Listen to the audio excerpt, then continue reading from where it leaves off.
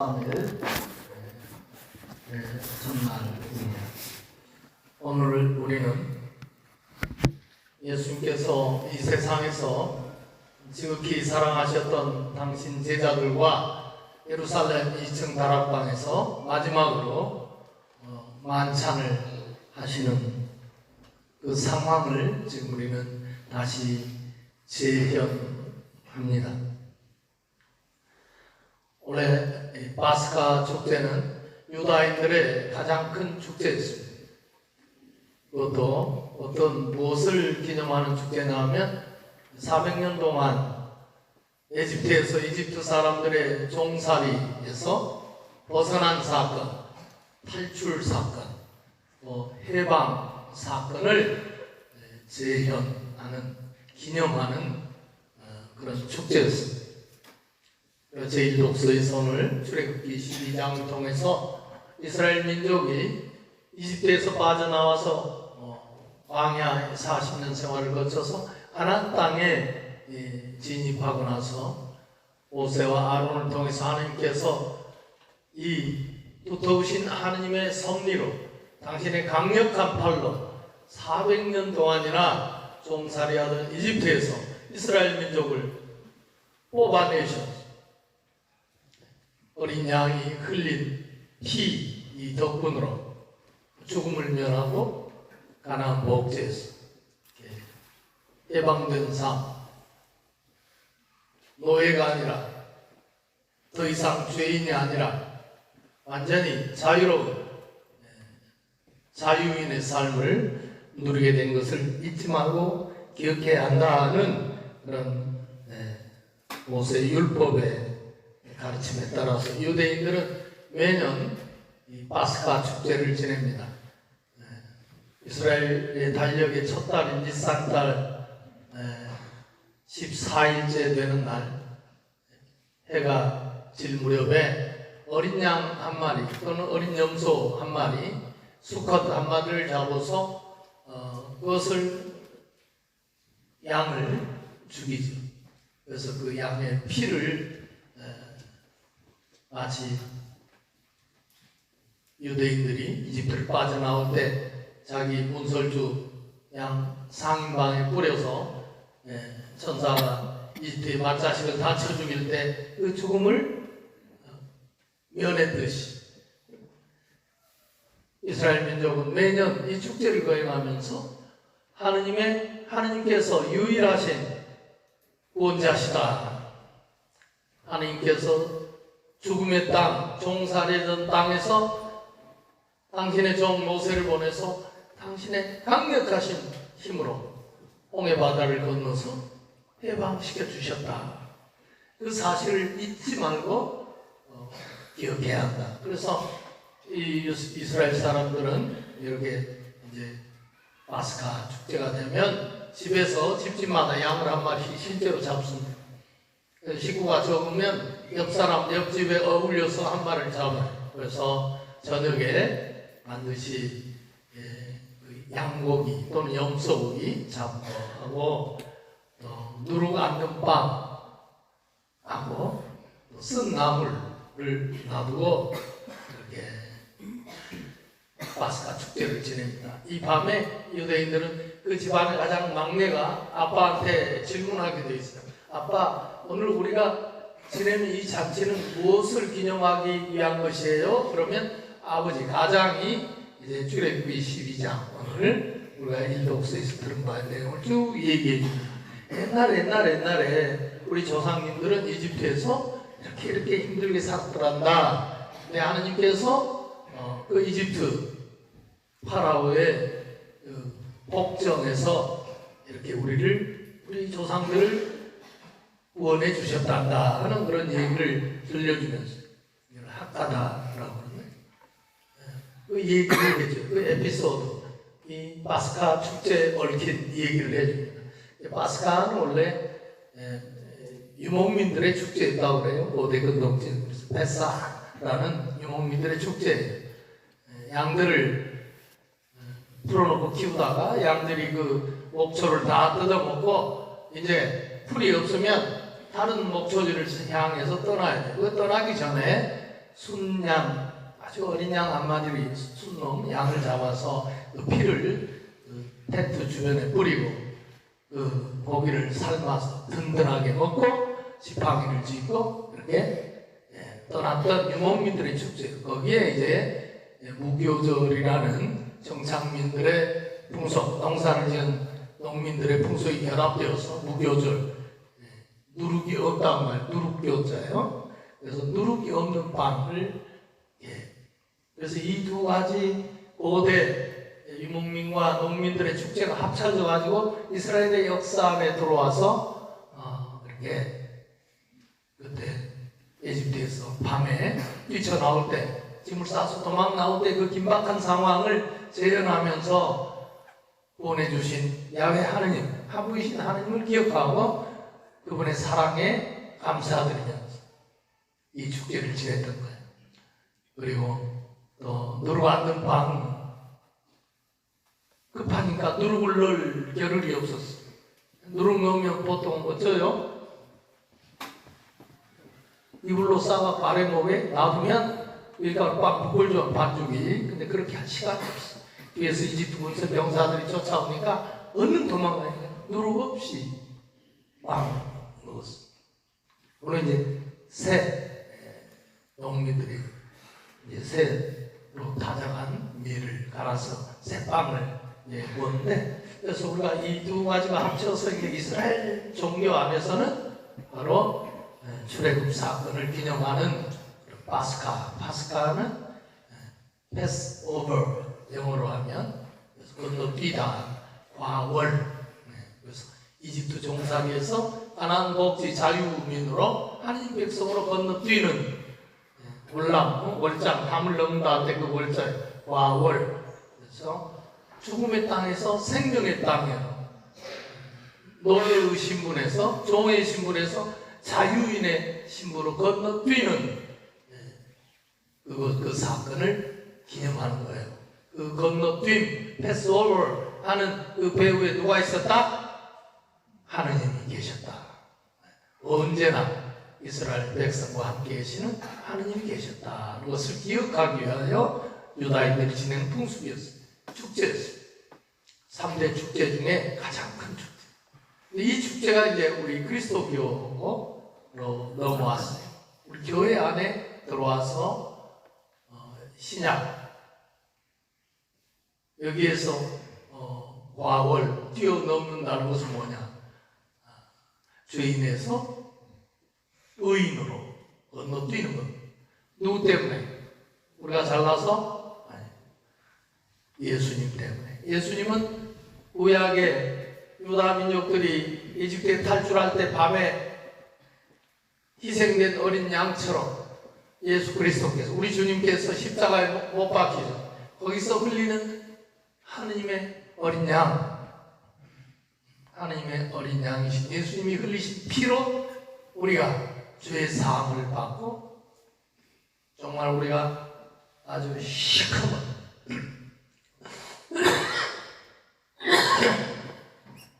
우리가 이 세상을 살면서 우리의 나약함으로 지을 수밖에 없었던 많은 죄를 딱 한 분이신 하느님의 아들께서 과월절에 희생당한 어린 양처럼 우리 인간을 위하여, 우리 모든 인류를 위하여 당신께서 십자가에서 피를 흘리신 그 덕분으로 우리가 죄인, 영원히 하느님과 등지고 살았던 어두움 속에 갇혀있던 우리가 그리스도의 공로로, 그분의 희생, 그분의 사랑에 힘입어서 그분의 사랑으로 말미암아 이제 우리가 더 이상 어둠 속에 갇혀있지 않고 죄의 노예가 되지 않고 하느님의 자녀로서 하느님께서 마련하신 영원한 생명으로 우리가 건너갈 수 있게 되었다.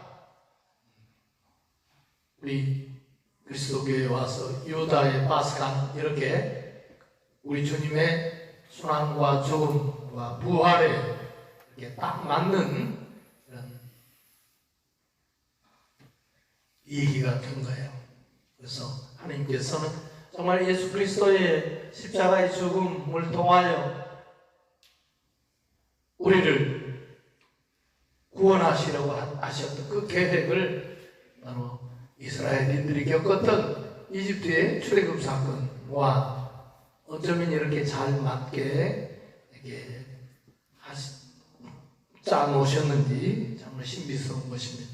그래서 이제는 우리는 바로 그 사건을 오늘 밤 우리가 되풀이하여 거행하는 것입니다. 예수님의 희생, 그분이 흘리신 피, 그분이 돌아가신 못 박히신 그분의 몸, 이것을 하나님께서 우리 교회를 통해서 우리에게 영속적으로 올려주셨다는 사실, 그것을 우리는 정말 있는 마음으로 또 가슴을 열어서 머리를 열어서 그 구원의 손길에 우리는 동의를 하고 찬미와 찬양을 드리는 것입니다. 정말 하나님께서는 우리를 구원하시기 위해서 예수님을 우리에게 보내주셨고 그분을 통해서 하나님의 말씀을 듣게 해주셨고 그분의 삶 전체가 하나님의 말씀, 특별히 그분의 십자가의 죽음과 부활이 하나님의 우리에게 하는 인류에게 하시는 하나님의 말씀이었어요. 메시지였어요. 우리는 어두운 구석을 들여다보면 정말 이 세상을 더 이상 살 만한 가치도 없는 것 같아요. 세상에 보면 정말 하늘 아래 새로운 일이 없습니다. 지금 우리가 겪고 있는 정치, 경제, 사회의 문제는 2000년 전에도 똑같이 되풀이됐어요. 그때도 권력자들이 힘을 가지고 힘없는 사람들, 약한 사람들, 가난한 사람들, 병든 사람들, 그런 사람들을 폭력으로 짓밟았어요.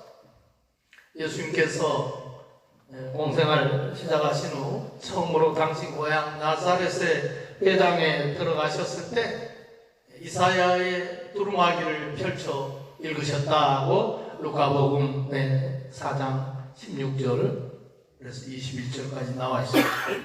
안식일에 나자렛 회당에 가시어 이사야 예언자의 두루마리를 읽으셨다. 주님께서 나에게 기름을 부어주시니 주님의 영이 나에게 내리셨다. 주님께서 나를 보내시어 가난한 이들에게 기쁜 소식을 전하고 잡혀간 이들에게 해방을 선포하며 눈먼 이들을 다시 보게 하고 억압받은 이들을 해방시켜 내보내며 주님의 은혜로운 해를 선포하게 하셨다. 그러시면서 오늘 너희가 들은 이 성경 말씀이 너희가 듣는 가운데 이루어졌다라고 말씀하셨습니다. 이 루카복음 4장의 말씀은 오늘 사실 임동에서 우리 교구 모든 사제들이 모여서 성유 축성미사를 드릴 때 나온 복음의 내용입니다.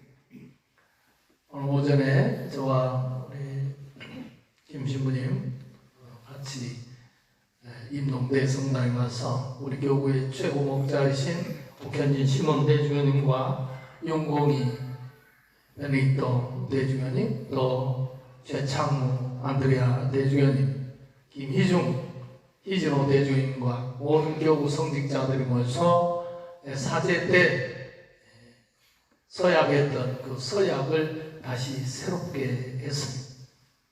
사제들은 매년 성목요일 날 오전에 주교자 본당에 가서 주교님을 중심으로 일치를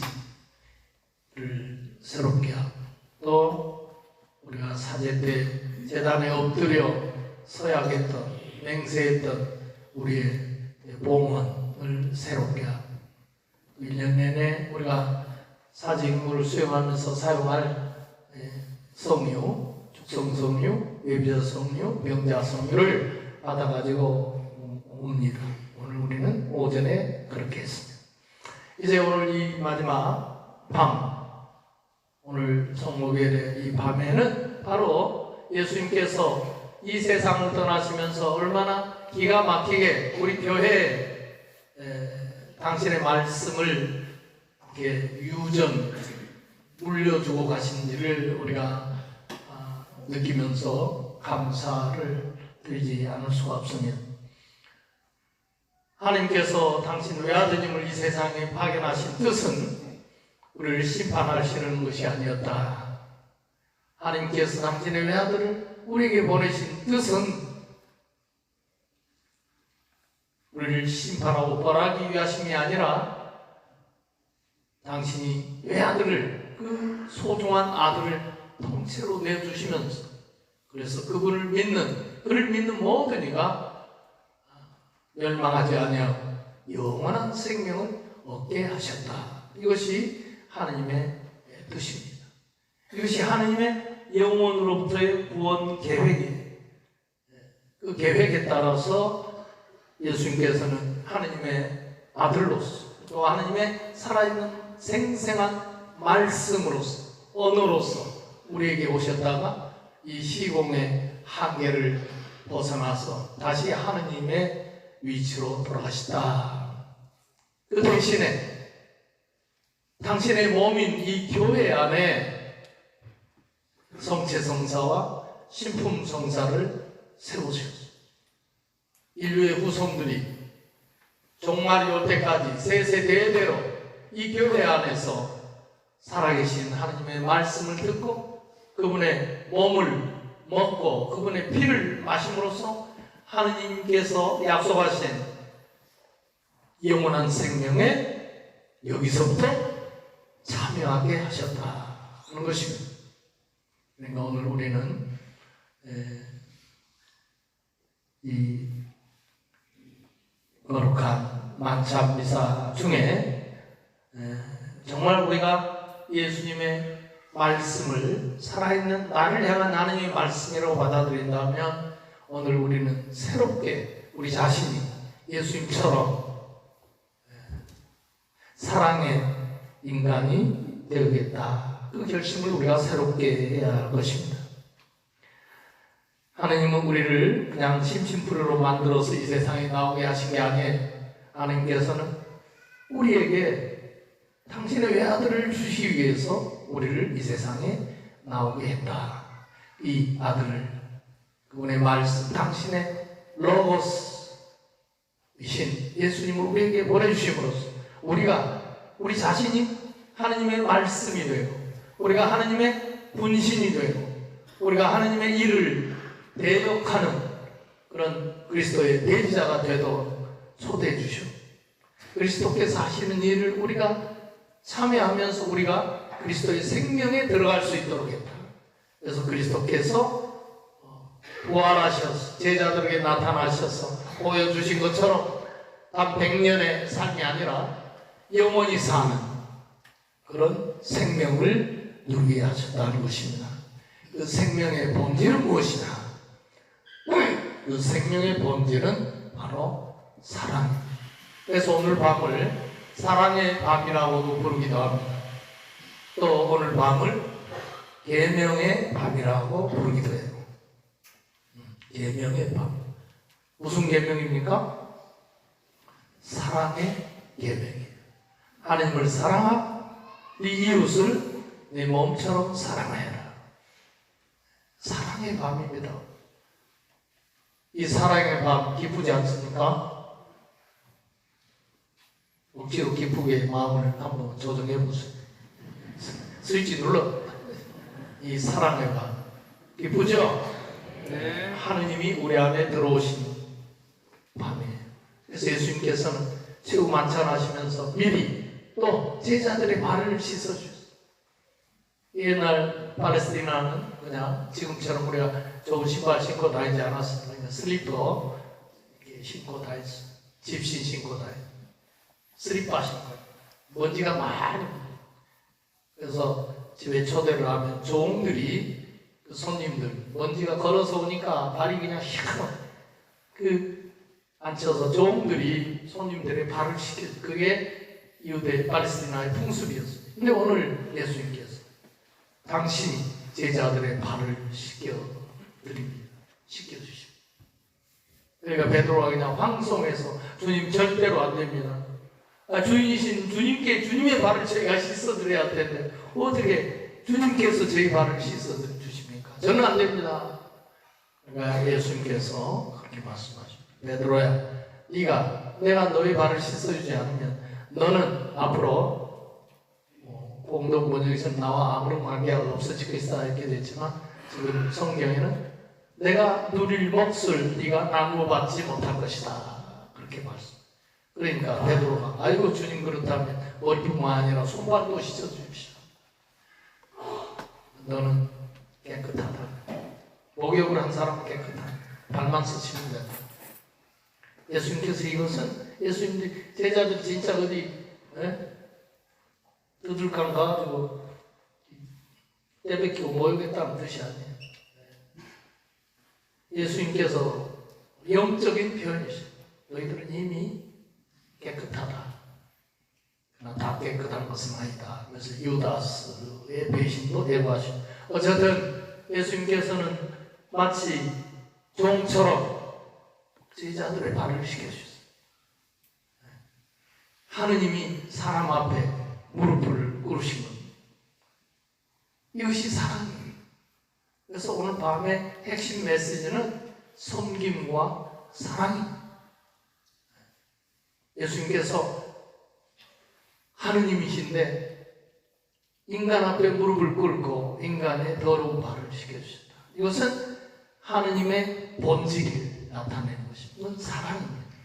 이 사랑은 하느님만을 위한 것이 아니라 우리 인간을 위한 것입니다. 그러니까 하느님께서는 너희도 나처럼 되어라. 내가 너희의 발을 씻어주는데 너희는 네 이웃을, 네 부모, 형제를 발 못 씻어주겠느냐.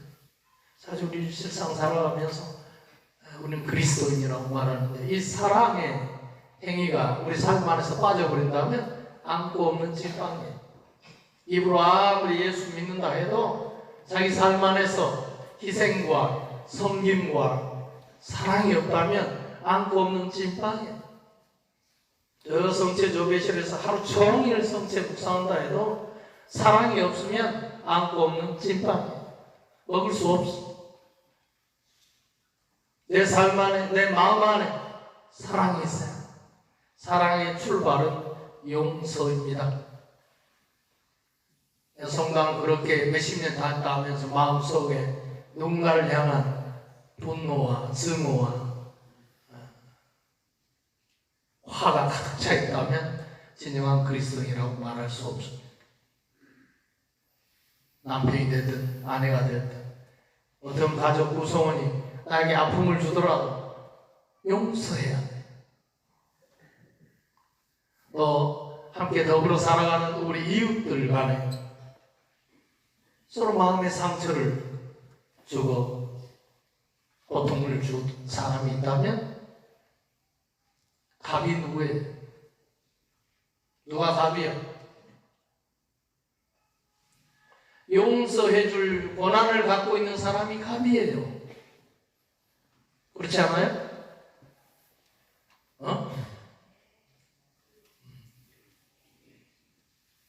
때린 놈이 편하게 자요? 맞은 놈이 편하게 자요? 누가 갑이요? 맞은 놈이 갑이요. 내가 너 용서해 줄 수도 있고 안 해줄 수도 있어요. 때린 놈이 갑이 아니요. 이제 요즘 곧 총선이 이제 막바지에 다다랐는데 진정한 갑이 누군가 하는 것을 보여줘야 돼. 그래서 우리가 정말 서로 섬기고 서로 사랑하는 그런 내가 되어야 되겠고 또 우리 공동체가 되어야 되겠고 우리 가정이 되어야 되겠다. 서로 용서하는 남편과 아내가 되어야 돼. 서로 용서하는 부모와 자식이 되어야 돼요. 그것을 우리가 먼저 돌이켜보고 우리 가슴을 들여다보고 거기에 합당하지 못한 삶을 살고 있다면 오늘 사랑이신 그리스도의 성체를 받아 모시고 또 그분의 피를 받아 마시는 이 거룩한 성찬례 통해서 정말 우리 마음이 사랑을 받아들이고 실천하고 섬기는 그러한 마음으로 변화될 수 있도록 필요한 은총 주시라고 기도드립시다. 아멘.